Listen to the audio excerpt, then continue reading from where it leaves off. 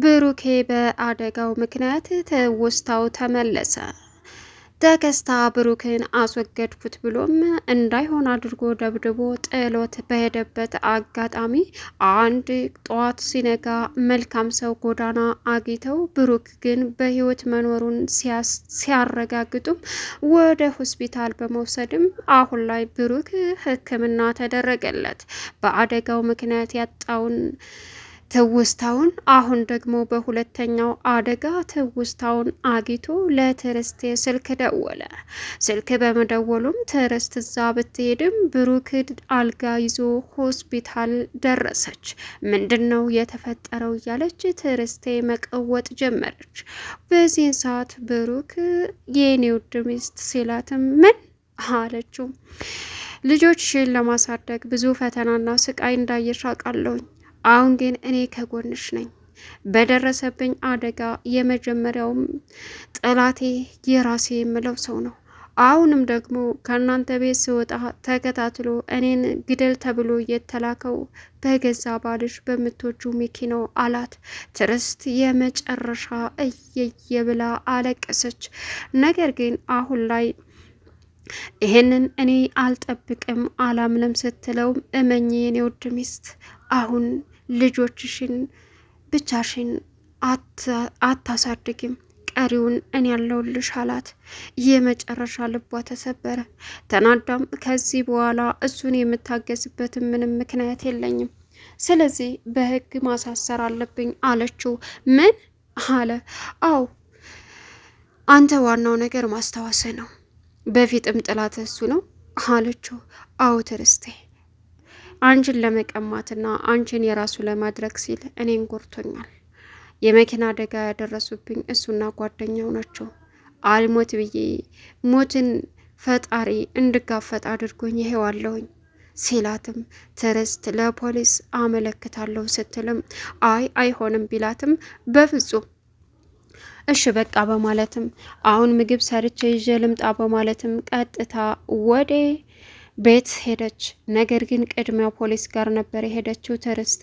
ለፖሊስ ሁሉንም ከጠቆመች በኋላ የብሩክን ቃል ፖሊሶቹ ሆስፒታል ሄደው አገኙ። ከዛም የሱን ቃል ከተቀበሉ በኋላ ሁሉንም እውነታ ስለሰሙ ቀጥታ ወደ ሚኪ በመሄድም እጅ ከፍንጅ ተይዞ እስር ቤት ገባ። ሰላም ውድና የተከበራችሁ የስኬት ሚዲያ ቤተሰቦች እንዴት ናችሁ? ልይ ሰላማችሁ ይብዛልኝ። ለዚህ ቻናል አዲስ ሲሆናችሁ ሰብስክራይብ እያደረጋችሁ ቪዲዮውን እስከ መጨረሻው ተከታተሉ። በጉጉት ስንጠብቀው የነበረው እንግዲህ ካያ ቀጣይ ፓርት ይዘን መጥተናል።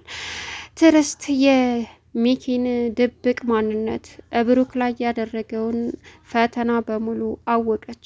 አሁን ላይ እዳ መከራውን ቢያይም ግን ደግሞ ምንም ማድረግ ስላልቻለ የመጨረሻ ትልቁና ከባዱ ስህተት ብሩክ ያደረገው ነገር ነው።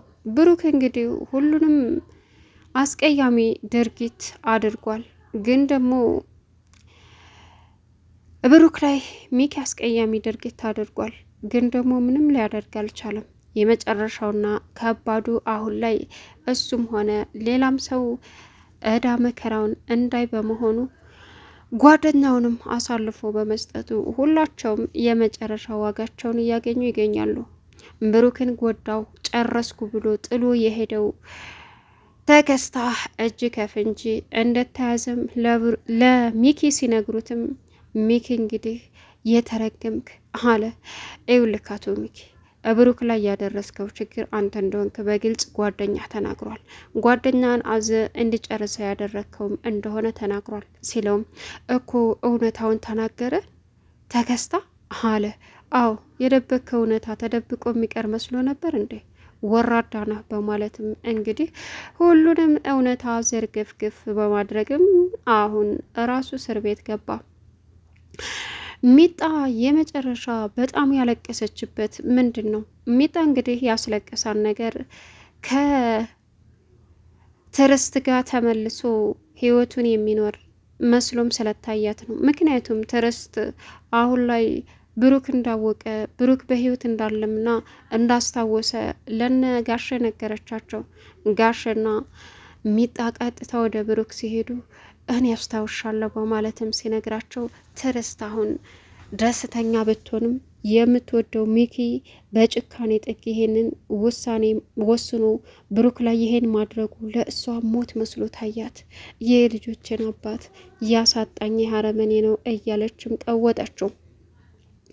ሌላኛውና ከባዱ ፍጻሜው አሁን ላይ እንግዲህ ብሩክን ከዚህ ምድር አሰናብተለዋል። ሰላማዊ ህይወት እንኖራለን ብለው ሲጠብቁ የነበሩት ሁለታቸው ወንድ ጓደኛ ማቾቹ አረመኔዎቹ በብሩክ ኪስ የተሰጠውን ብር ትዕግስት ለትራንስፖርት የሆነ ብላ የሰጠችውን ሳይቀር ሲመኙ የነበሩት አሁን ምንም ነገር ሳያደርጉ ፈጣሪ ከየዋህ አምላክ እንደሆነም በግልጽ አሳይቷቸዋል።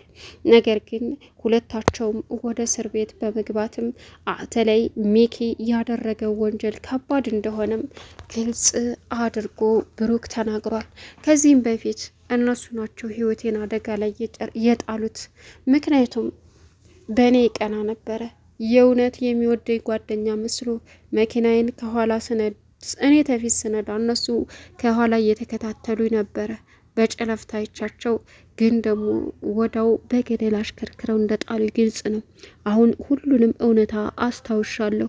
ሆን ብለው ሊጎዱኝና ሊገሉ ሊያስወግዱ ቢሞክሩም አሁንም በድጋሜ እኔ ግን ባደረሱብኝ አደጋ ትውስታዬን ተነጥቄ የቀድሞ ህይወቴንና ማንነቴን ብረሳም አሁን ደግሞ በእነሱ አደጋ ምክንያት ወደ ነበርኩበት መልሶኛል፣ ፈጣሪ ይመስገን እያለ ይደሰታል። ትዕግስትም አንድ ነገር ያመንኩትና የተረዳሁት ትልቅ ችግር በላያችን ላይ አምጥቶ ለመፍትሄና ለጥሩ ነገር እንደሆነ ተረድቻለሁ። ለፈጣሪ ምን ይሳነዋል? እኛ ግን መጥፎ ችግሮችን በላያችን ላይ ለምን ፈጸመብን እያል ወይኔ ያዙ ይልቀቁኝ እንላለን። እውነታው ግን አንድ መጥፎ ችግር ወደ ህይወታችን ሲመጣ የተሻለ ነገር ይዞልን እንደሚመጣ ስለሆነ ማመን አለብን። ፈጣሪ ይመስገን እያለች እንግዲህ ትዕግስት የመጨረሻ በተፈጠረው ነገር ልቧ ቢሰበርም ባሌ ህይወቴ ብላ አቅፏ የምትኖረው ሰውዬ ግን ደግሞ የገዛ ህይወቷን ነጥቆ አሁንም ከባድ ችግር እያደረገ መሆኑን ስታስብ ይዘገንናታል። አሁን ላይ ሚኪ ትዕግስት ስታቅፈው ማታ ላይ ከእጁ ከኪሱ የወደቀው ሚስማር ምንድን ነው? እውነት ትዕግስትን በድጋሚ እንደ ብሩክ ሊጎዳት ነው የሚለው ነገር አሳሳቢ ነው። አሁን ላይ የብሩክ ልጆች አባታቸው ትውስታው መመለሱን ሲነገራቸው የመጨረሻ በደስታ ተፍለቀለቁ። ህይወታቸው እንደገና ሀብሎ የጀመረ ያክል ተሰማቸው። የትዕግስት ልጆች ደስታውን መቋቋም አቃታቸው። አባታችሁ ትውስታውን ተመለሰለት ስትልም እንግዲህ አሁን ላይ ልጆቹ ሐኪም ቤት ሄደው ለመጠየቅ ባሉበት አጋጣሚ ግን ደግሞ የአባታቸው ደም በደም ሆኖ ጉዳት ደርሶበት ሲያውም አባዬ ምን ሆነህ ነው ምንድን ነው ስትልም አያችሁ፣ ይሄ ነው እንዳስታውስ ያደረገው። ሰዎቹ ገደልን ብለው ሲጥሉት ፈጣሪ ደግሞ ህይወቱን እንደገና እንደ ብርሃን አብርቶ ትውስታውን መልሶ እናንተ ልጆቹን አስታወሰ። ስለዚህ ማን ነው እንዲህ ያደረገ ብለን ልንናደድ ሳይሆን ፈጣሪ ልናመሰግን ነው። መጥፎ ችግር ወደ ህይወታችን ሲመጣ መጥፎ የነበረውን ይዞ ይሄዳል። ስለዚህ ጥሩ ነገር ተክቶልናል እያለች ትዕግስት ፈጣሪዋን ማመስገን ጀመረች። ለቅድስት ግን ትልቅ መርዶ ነው፣ ለሚጣ ግን ትልቅ መርዶ ነው። ለምን ቢባል ሚጣ አሁን ላይ ብሩክን በጣም ታፈቅረዋለች።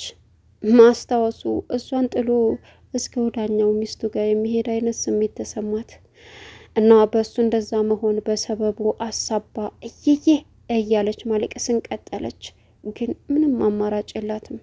እናም ሁሉን ነገር አስታውሶ ብሩክ ወደ ነበረበት ህይወቱ የሚመለስበት ቅርብ፣ እነዚህ ደግሞ መናጤዎቹና አረመኔዎቹ ወደ እስር ቤት የሚገቡበት አሁን ቅርብ መሆኑ ግልጽ ሆኖ ታያት። ብሩክ የመጨረሻ ተስፋም እየታየው ብርሃን ህይወቱ ወደፊት እንደሚቀጥልም ይረዳል። ነገር ግን አሳዛኙ ድርጊትና ፍጻሜ በጣም የተናደደችበት የምትወደው ጓደኛው ሚስቱን አግብቶበት ቢያስታውስ ምን ይፈጠራል እያለ እንግዲህ በጣም እየተናገራት ነበር ትዕግስትን ሚኪ። አሁን ሁሉም ነገር የሱ ጥያቄ ምን አስቦ እንደሆነ ገባት። የመጨረሻ ተናዳ እያለቀሰች አንተ አረመኔ አውሬ፣ እንዳንተ አይነት ቡዳ ሰው በህይወቴ አይቼም ሰምቼም አላቅም። ለካ ሆን ብለህ ነበረ የልጆችን አባት ነጥቀህ የኔ ባል የሆንከው እያለችም ቀወጠችው። እሱ ግን አይ እንግዲህ ምንም ይፈጠር ምንም አርፈሽ ተቀመጪ፣ በማያገባሽ ነገር አትዳክሪ እያለ ይገኛል። አይገርምም? ግን ደግሞ እመነኝ አሳያለሁ ስትል እኔ ምንም አላደረኩም ብሎ ሽምጥጥ አድርጎ ክዶ ነበረ። ግን አሁን ላይ ተከስታ እውነቱን አጋለጠ በመባልም ተከስታ ጨርሻዋለሁ፣ ብሩክ መንቀሳቀስ አይችልም መነሳት አይችልም ባለበት አጋጣሚ አሁን ብሩክ እንደገና ተነስቶ እነሱ ሊጎዱት ቢሞክሩም ግን ደግሞ ከባድ ጥሩ ነገር አድርጎ መገኘት እንዳለበት የተገፋ ሰው ሁልጊዜ እንደማይሞትም ተረዳ። ግን በጥፋታቸው አልተማሩም። ጥፋታቸውን ቢቀጥሉበትም ከህግ በላይ ስላልሆኑ አሁን ላይ ቀጥታ ወደፊት እንግዲህ የህግ ፍርዳቸውን ለመቀበል ዝግጁ ሆነዋል። ሌላኛው አሁን ብሩክ ልጆቹን ሆስፒታል መጥተው ሲጠይቁት በደስታ እየተፍለቀለቀ ተቀበላቸው። እነሱም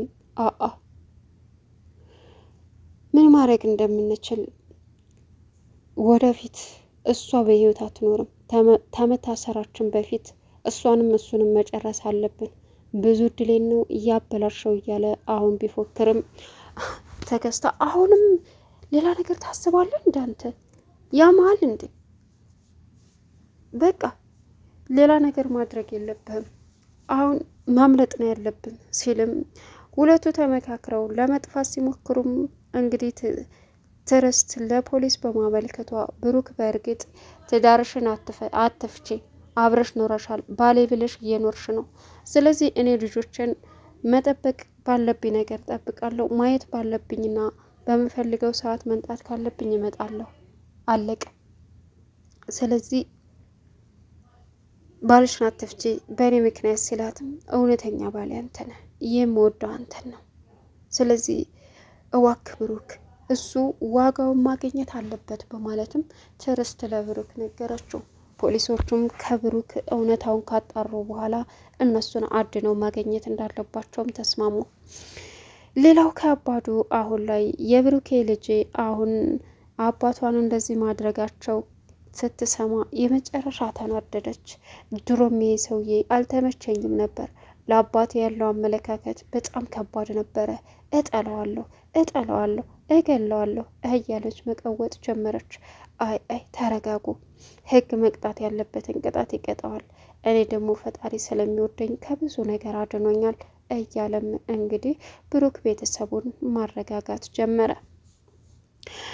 ሌላውና ሁሉም ነገር በሚገርም ሁኔታ ተስተካክሎ ማለቅ እንዳለበት እነሱ ወደ እስር ቤት ሲሄዱ እሱ ደግሞ ወደ ቤቱ የሚመለስበት ቅርብ እንደሆነም ተሰማው እና አሁን ላይ ምን ማድረግ እንዳለብኝ አላውቅም፣ ግን ደግሞ የልጆችን ደስታ ማጨለም የለብኝም፣ እዛው ተመልሼ እሄዳለሁ። ሚጡ ደግሞ አፍ አውጥታ እንደምታፈቅሬ ባትነግረኝም ግን ደግሞ በጣም ትወደኛለች፣ እኔም እወዳታለሁ፣ ትጎዳለች እያለ ያስባል። ቻናሉን ሰብስክራይብ